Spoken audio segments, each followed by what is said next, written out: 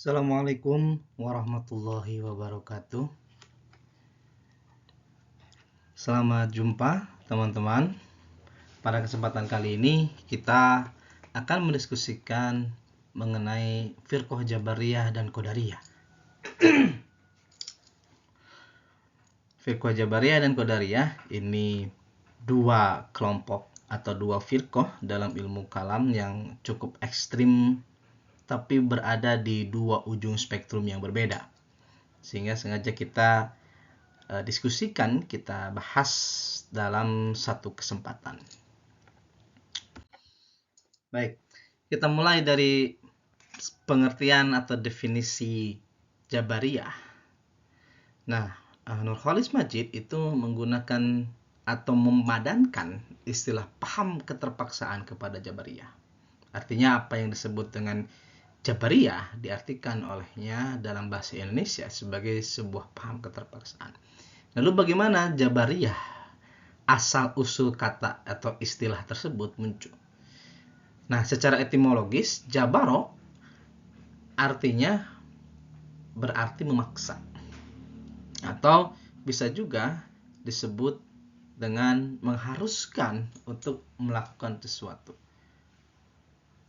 Artinya seseorang atau sesuatu mengharuskan kepada sesuatu yang lain, kepada seorang yang lain untuk melakukan sesuatu. Maksud Jabaro itu seperti itu.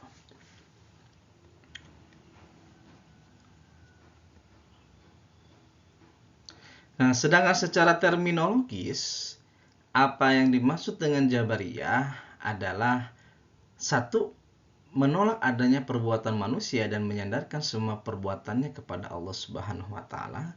Yang kedua, Jabariyah adalah sebuah paham yang menyatakan bahwa perbuatan manusia telah ditentukan oleh qada dan qadar Tuhan.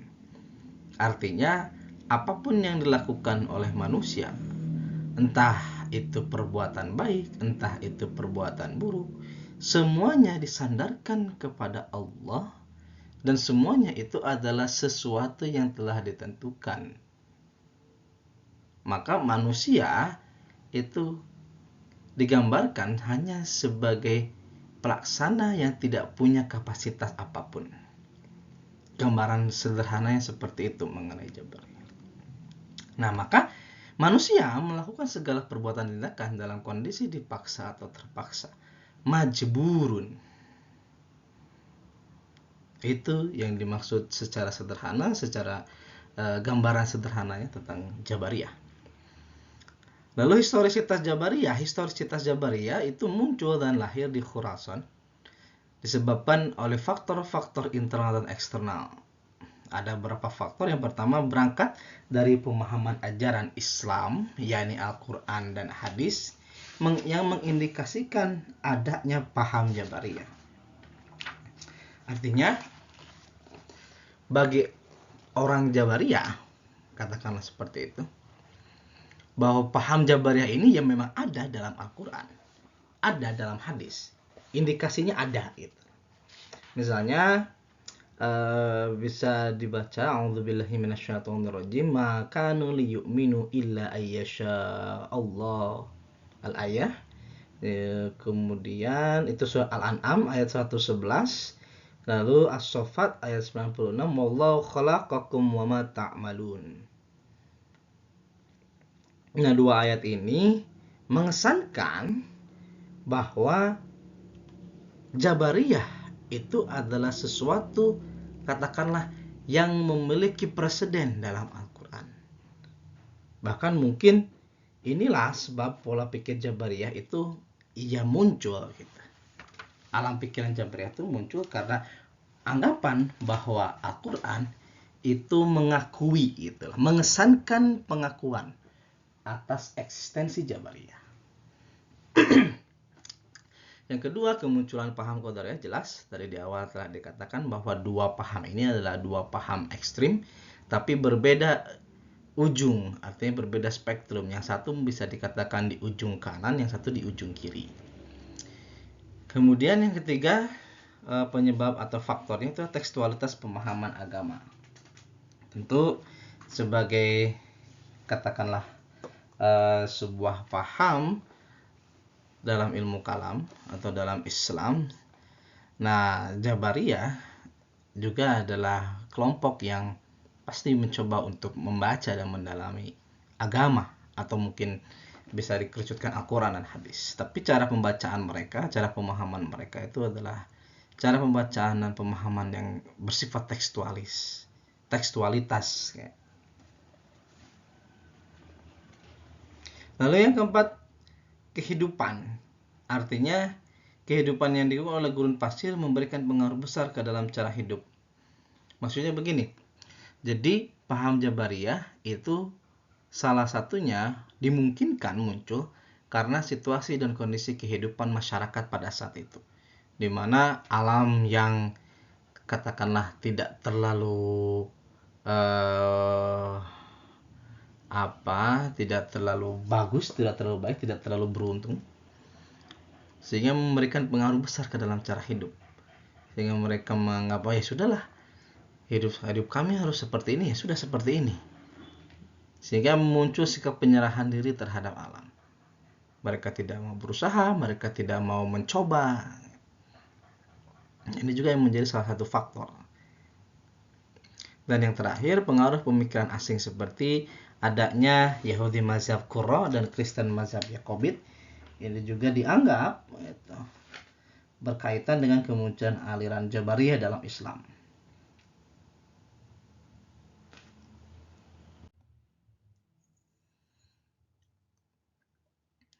Nah, lalu selanjutnya masih historisitasnya, masih kesejarahannya. Bagaimana kemudian kemunculan Jabariyah ini kalau kita lihat dari zaman ke zaman? Kalau tadi beberapa faktor-faktor internal maupun eksternal secara umum itu adalah yang menjadi penyebab kemunculan Jabariyah. Tapi bagaimana kemudian paham ini itu pada tiap masa, pada tiap zaman itu tumbuh dan berkembang. Nah, yang pertama pada masa kenabian, suatu ketika Nabi itu menjumpai para sahabat yang sedang bertengkar tentang masalah takdir Tuhan. Artinya masalah takdir, masalah qadar, kemudian juga masalah kuasaan manusia itu sudah mulai dibicarakan oleh para sahabat. Nah, Nabi itu melarang mereka untuk memperdebatkan persoalan itu agar terhindar dari kekeliruan penafsiran tentang ayat-ayat Tuhan mengenai takdir. Artinya ini seolah-olah gitu ya, seolah-olah bahwa Nabi itu memerintahkan para sahabat untuk menyerahkan dan menghadapkan segala sesuatu persoalan tentang takdir, tentang qadar, tentang kekuasaan manusia kepada kemahakuasaan dan kehendak mutlak Tuhan, Allah Subhanahu wa taala. Seolah-olah ditafsirkan seperti itu. Jadi orang-orang Jabariyah menafsirkan seperti itu. Oh, Nabi juga melarang untuk membicarakan masalah takdir, membicarakan masalah qadar, membicarakan masalah kekuasaan manusia. Sehingga hal-hal tersebut itu tidak boleh dibicarakan dan cukup dihadapkan, diserahkan kepada kemahakuasaan dan kehendak mutlak Tuhan. Yang kedua, pada masa Khulafaur Rasyidin, ketika itu pada masa Umar, salah satunya ketika Umar menemukan seorang pencuri, lalu diinterogasi si pencuri itu. Nah, pencuri itu justru mengatakan, Tuhan telah menentukan aku mencuri.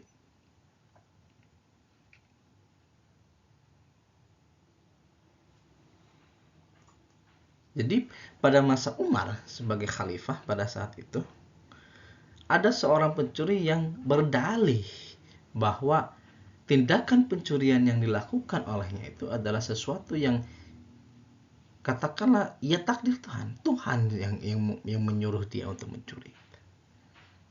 Ketika pada masa Ali itu seusai perang Siffin, Ali ditanya oleh seorang tua lah, ada seorang tua itu mengenai qadar atau ketentuan Tuhan dan kaitannya dengan pahala dan siksa. Lalu orang tua itu bertanya, apabila perjalanan menuju perang sifil itu terjadi dengan qada dan qadar Tuhan, tidak ada pahala sebagai balasannya. Kemudian Ali menjelaskan bahwa qada dan qadar bukanlah paksaan. Oleh karena itu, pahala dan siksa sebagai balasan amal perbuatan manusia itu adalah sesuatu yang ada, sesuatu yang eksis. Nah, orang tua ini tidak setuju dengan pandangan Ali.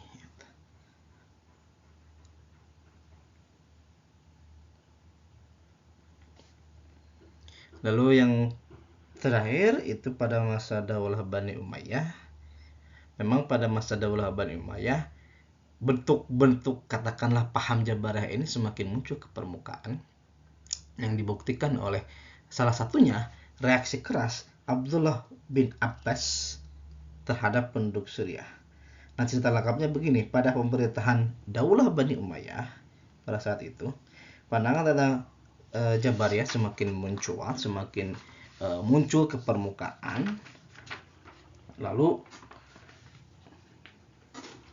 Abdullah bin Abbas, entah dalam hal apa, dalam konteks apa,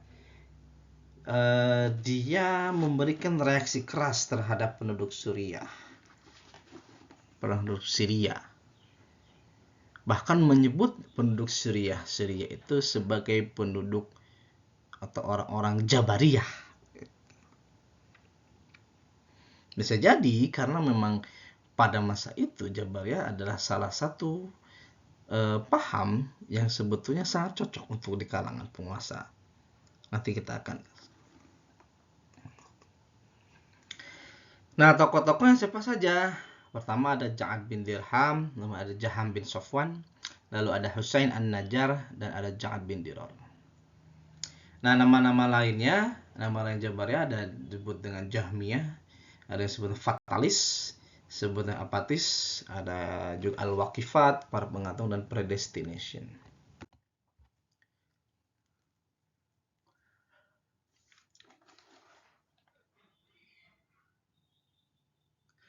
Nah, dua kelompok Jabariyah artinya Jabariyah sebagai sebuah sekte, sebagai sebuah aliran, sebagai sebuah firqah memiliki subsekte, memiliki subaliran. Nah, minimal yang diketahui itu ada dua. Yang pertama yang ekstrim, yang mirip dengan Murji'ah, dan satu yang moderat, yang agak mirip dengan Asy'ariyah.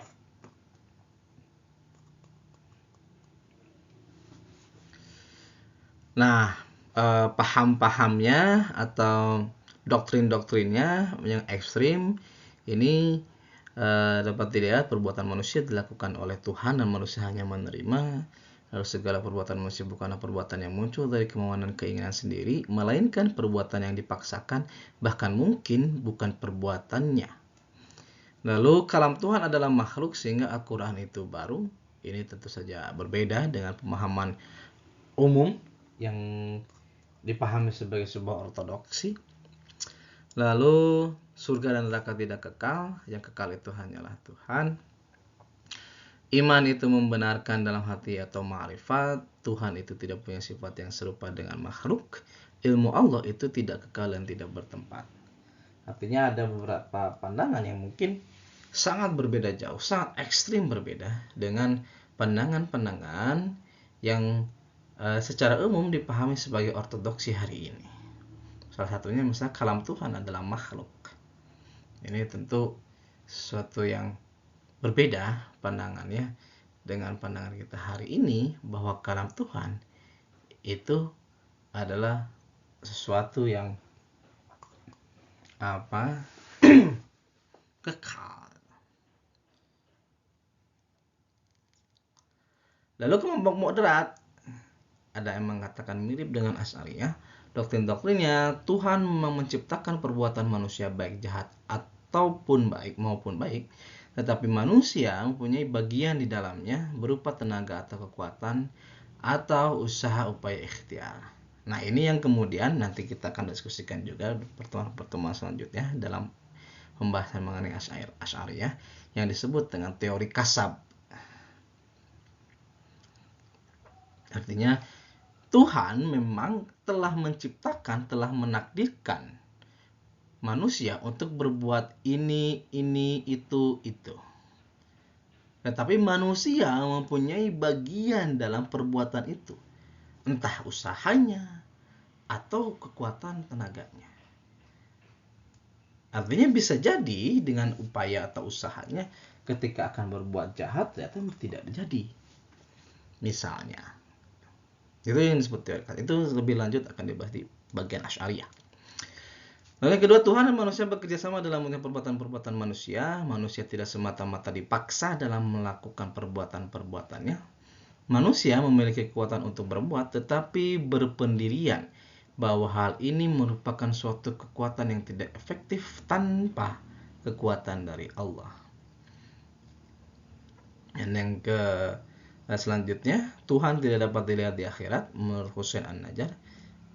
Tapi menurut Ad-Dirar, Ja'ad bin Dirar, Tuhan dapat dilihat di akhirat melalui indera keenam. Nah, ini beberapa pandangan mengenai doktrin atau doktrin dari kelompok Jabariyah moderat yang agak mirip dengan Asy'ariyah begitu.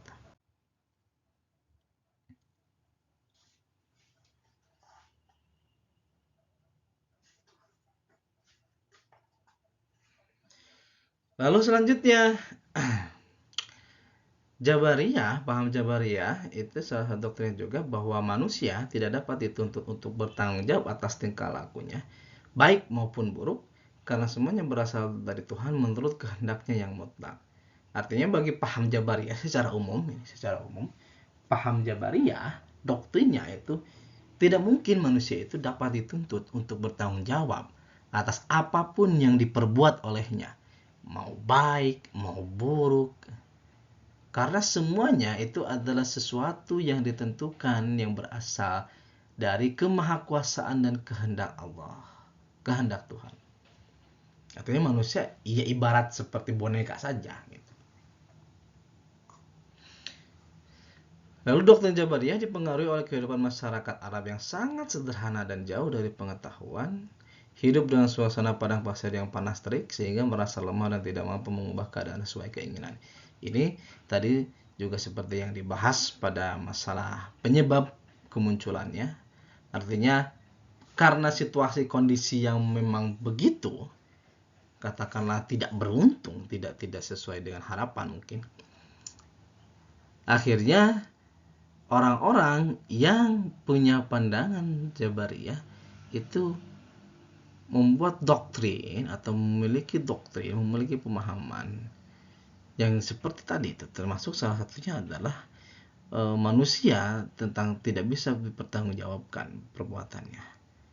Karena mereka menganggap ya sudah kondisi mereka hidup di padang pasir yang terik, lemah, sehingga mereka menganggap bahwa tidak ada lagi kemampuan, tidak ada lagi keinginan, tidak lagi bisa mengubah keadaan.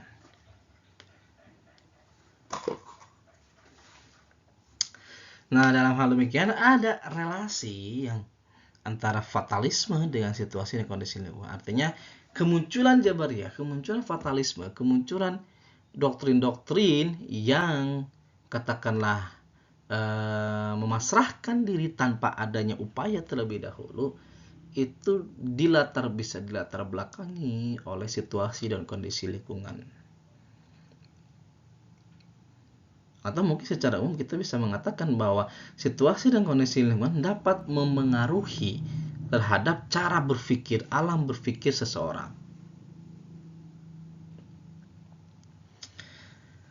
Nah, Jabariyah secara khusus, terutama pada masa dinasti Bani Umayyah, itu mendapatkan pasaran kuat di kalangan penguasa.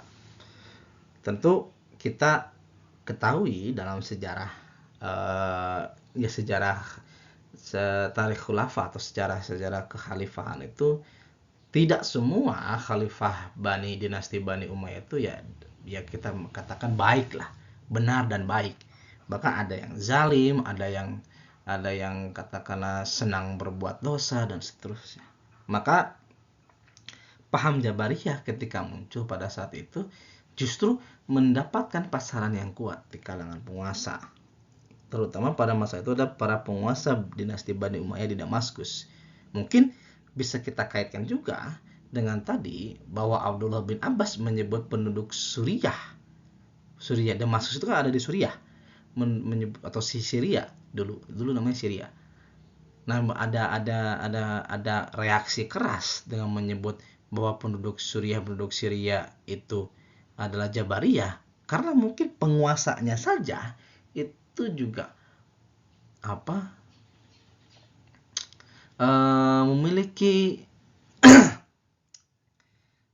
istilahnya itu memiliki keuntungan ketika menggunakan atau menjadikan paham Jabariyah sebagai paham keagamaannya.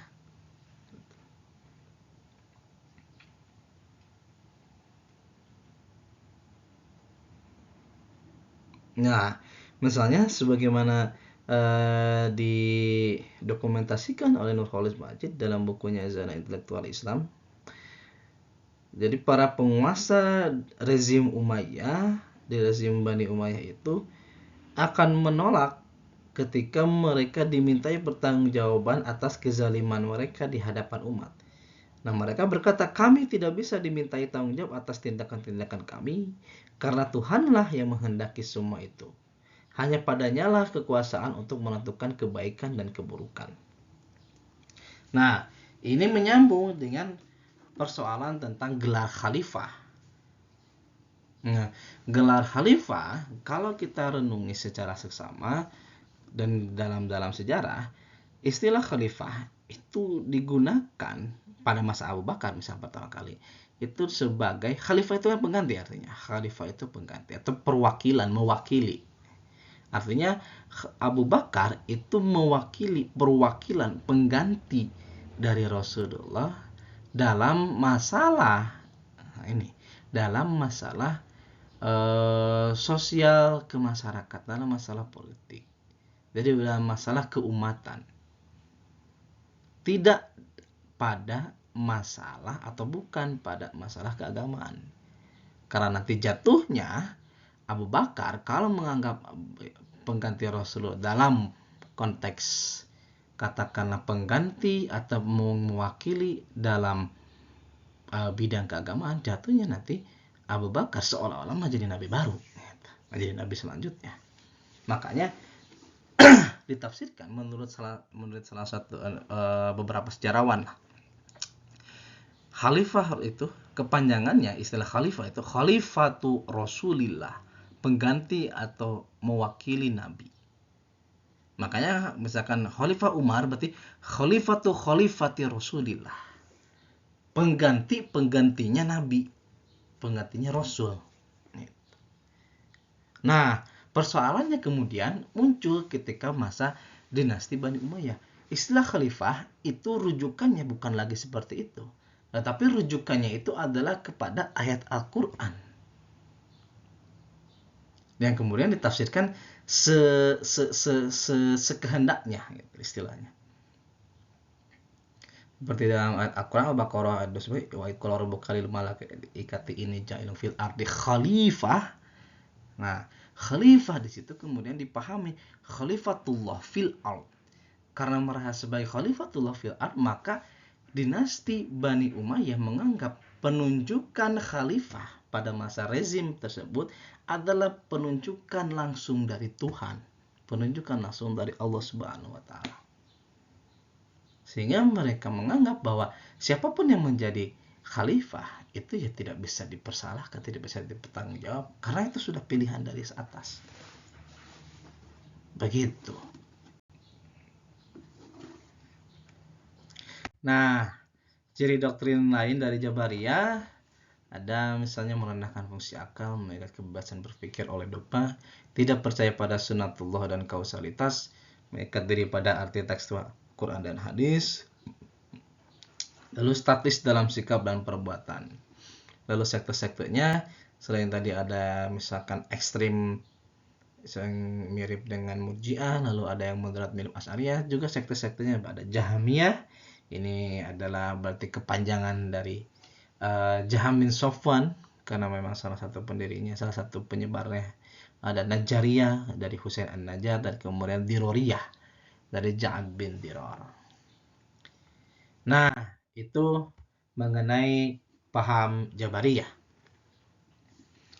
Nah, di ujung ekstrim yang lain, teman-teman, ada yang disebut dengan paham kemampuan atau Qadariyah, firqah Qadariyah.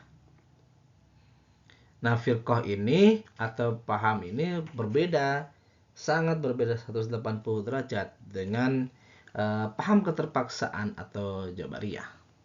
Secara etimologis, Qadaro itu artinya kemampuan atau kekuatan. Sedangkan secara terminologis, Qadariyah atau paham kemampuan adalah suatu aliran yang percaya bahwa segala tindakan manusia itu tidak terintervensi oleh Tuhan. Dari sini sangat jelas sekali perbedaan ekstrim antara Qadariyah dengan Jabariyah.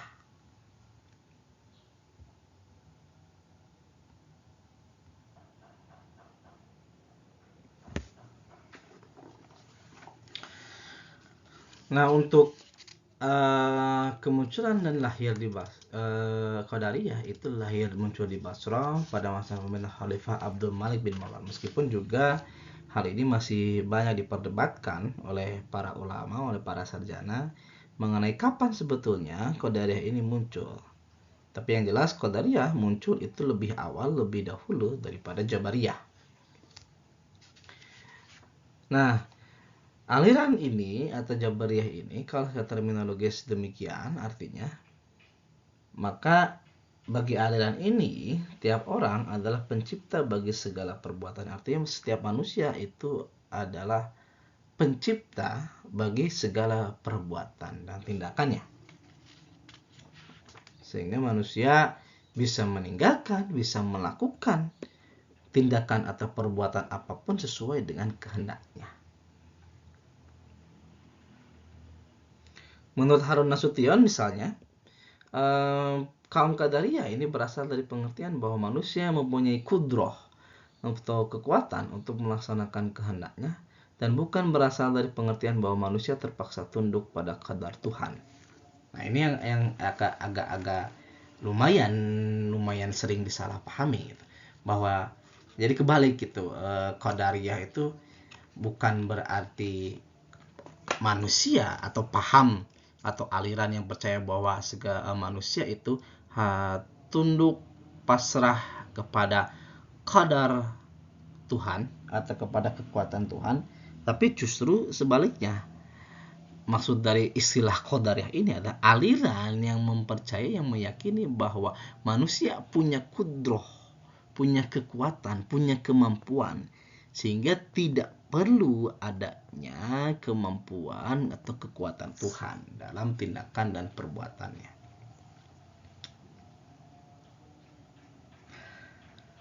Nah, Qadariyah itu juga disebut sebagai kelompok yang pengingkaran takdir, sebagai kelompok free will, kemudian free act. Jadi bebas, kehendak bebas dan tindakan bebas. Free will, free act.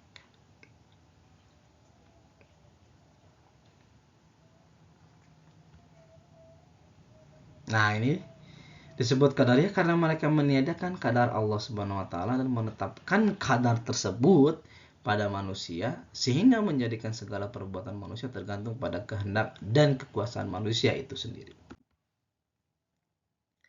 Ini latar belakang kemunculannya, bahwa qadariyah muncul menurut salah satu pendapat. Ada yang menyatakan bahwa pengembangnya atau yang menumbuhkan paham qadariyah itu bukan Ma'bad al-Jauhani. Secara umum saya kira teman-teman juga pernah mendengar bahwa tokoh utama dari qadariyah itu adalah Ma'bad al-Jauhani. Tetapi menurut satu pendapat menyatakan bahwa yang memunculkan paham qadariyah ini adalah orang Irak yang semulanya beragama Kristen, kemudian masuk Islam dan kembali lagi ke agama Kristen. Nah, dari orang inilah kemudian dikatakan Ma'bad al-Jauhani dan kemudian tokoh yang kedua, tokoh yang selanjutnya, Ghilan ad-Dimashqi, ini mengambil pemikiran. Menurut salah satu pendapat, misalkan dalam kitab Al-Farq Bainal Firaq karya Al-Baghdadi, bahwa orang Irak yang dimaksud dalam konteks ini adalah Susan namanya. Saya tidak tahu Susan siapa, tapi dikatakan Susan. Nah, yang kedua, pendapat atau hipotesis yang kedua atau teori yang kedua menyatakan bahwa Ma'bad al-Jauhani dan Ghilan ad-Dimashqi adalah penganut Qadariyah yang hidup setelah Hasan al-Basri. Dan Ma'bad al-Jauhani pernah belajar pada Hasan al-Basri. Maka sangat mungkin paham Qadariyah ini pertama kali dikembangkan oleh Hasan al-Basri. Tentu ini hipotesis. Jadi dalam salah satu tulisan William Montgomery Watt, dia mengutip pendapat Helmut Ritter. Dari dalam salah satu artikelnya, dia menjelaskan bahwa paham Qadariyah itu terdapat dalam kitab Risalah yang ditulis untuk Khalifah Abdul Malik bin Marwan oleh Hasan al-Basri.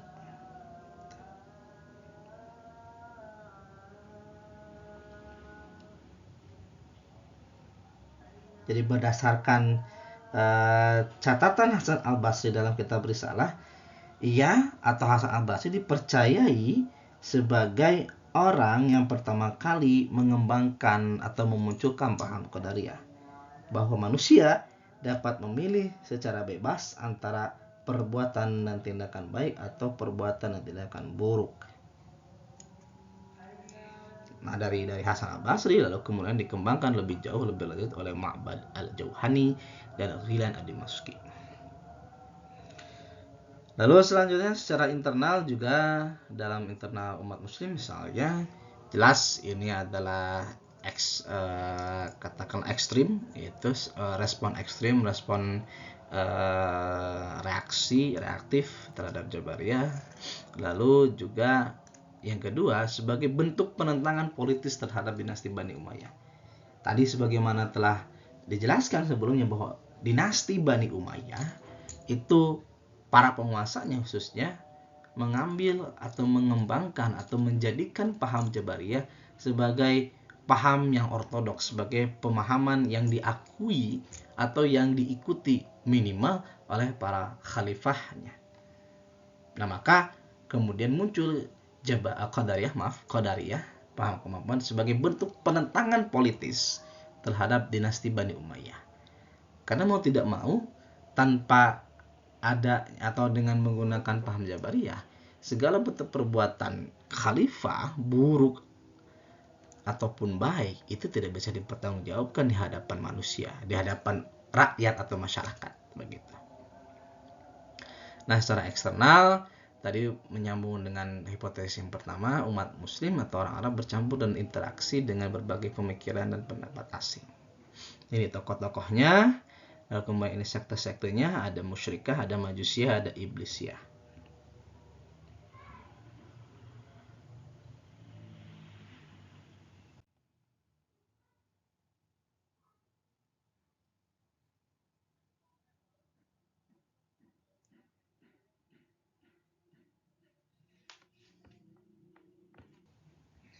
Nah, selanjutnya beberapa doktrin atau doktrin-doktrin pokok, katakan seperti itu, dari Qadariyah, dari paham Qadariyah. Misalnya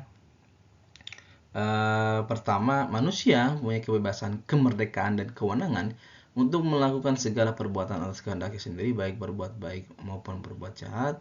Tiap-tiap manusia adalah pencipta bagi segala perbuatannya.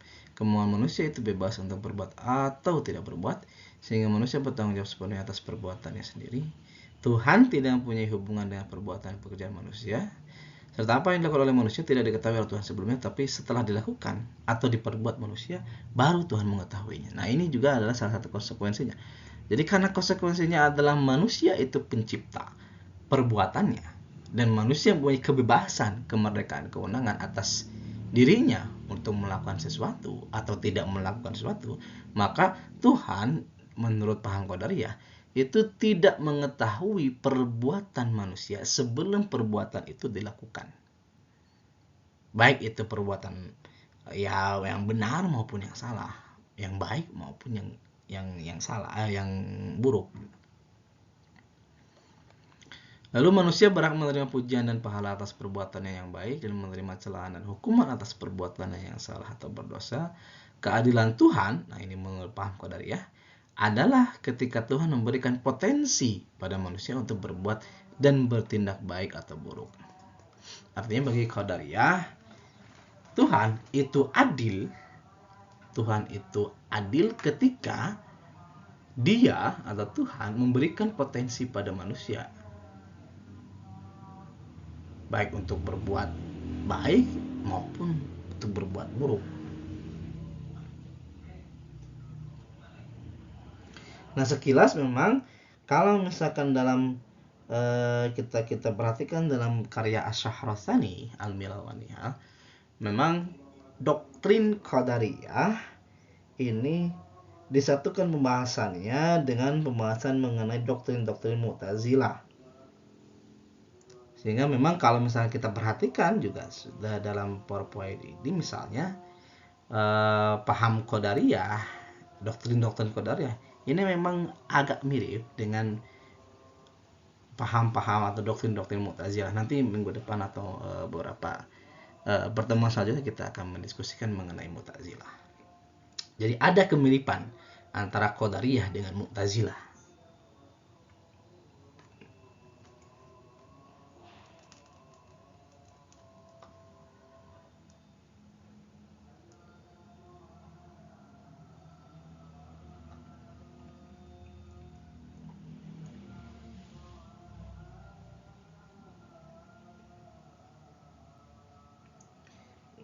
Nah, selanjutnya yang perlu ditambahkan adalah mengenai misalnya bahwa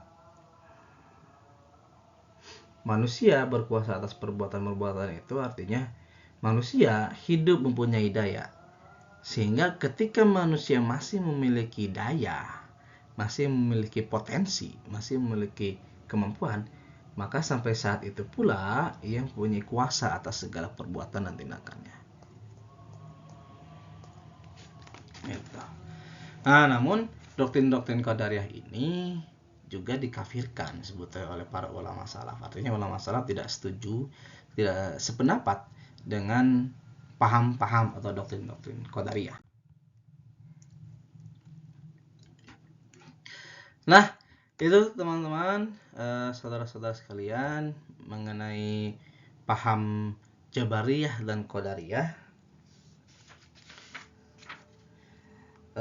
Ringkasannya bisa dikatakan bahwa Jabariyah dan Qadariyah ini adalah dua firqah ekstrim, dua kelompok ekstrim dalam sejarah pemikiran Islam, dalam sejarah ilmu kalam khususnya, di mana gambarannya misalnya Qadariyah, Jabariyah itu adalah ekstrim kanan, sedangkan Qadariyah itu adalah ekstrim kiri.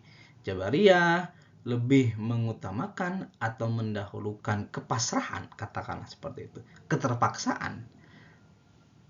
Sedangkan Qadariyah itu lebih mengutamakan atau mendudukkan manusia itu mempunyai kemampuan, mempunyai kebebasan, kewenangan, dan kemerdekaan dalam segala perbuatan dan tindakannya. Baik, demikian pembahasan untuk tentang Jabariyah Qadariyah. Insyaallah kita ketemu lagi dalam kesempatan selanjutnya. Hasbunallahu wa ni'mal wakil. Assalamualaikum warahmatullahi wabarakatuh.